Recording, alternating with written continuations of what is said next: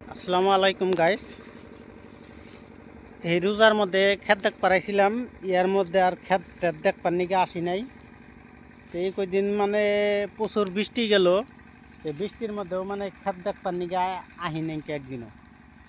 তো আজকে খেত দেখ পার নিকে আইছি, তা দেখি ধান অনেক সুন্দর হয়েছে। এ কদিন আগে যে আপনাকে দেখাইছিলাম খেতে সার টার দিলাম, তো সার দেওয়ার পরে আর একদিনও খেতে আহি নাই। তো আজকে মোটামুটি 20 দিন হানি পরে মানে খেতে এলাম। ইন্দুরে ধান কাটতেছে, দেখছেন না গাইস? আড়া ইন্দুরে ধান কাটে।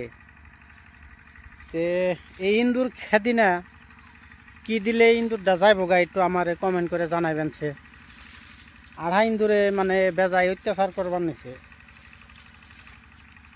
তো গাইস, ক্ষেতের ধান অনেক সুন্দর হয়েছে, আল্লাহ অনেক সুন্দর ধান দিছে। এই যে দেখতে পারতেছেন, এটা আমার ক্ষেত, অনেক সুন্দর হয়েছে ধান। কিন্তু ধান থুর থুর বাপ, থুর হইবার নিছে। খেনোটা আবার টেপ টেপা থুর হয়েছে, আবার খেনোটা কম থুর হয়েছে তেমনি।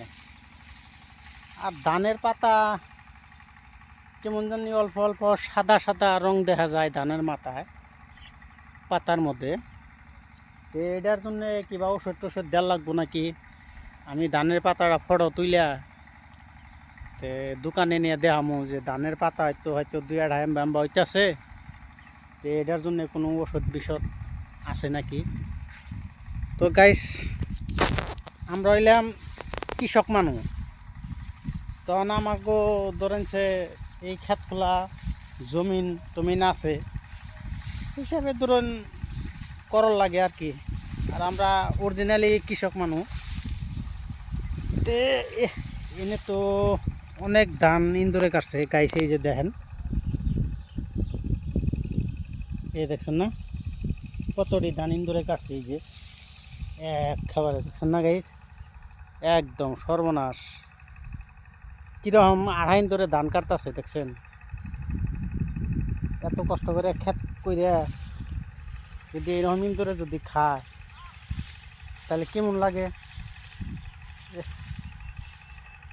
অনেক ধান নষ্ট করছে।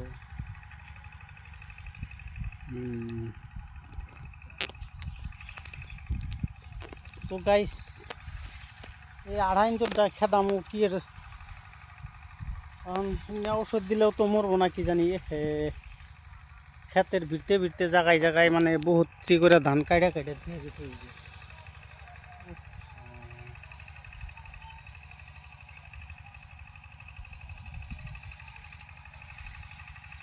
অনেক ধান মানে নষ্ট করছে।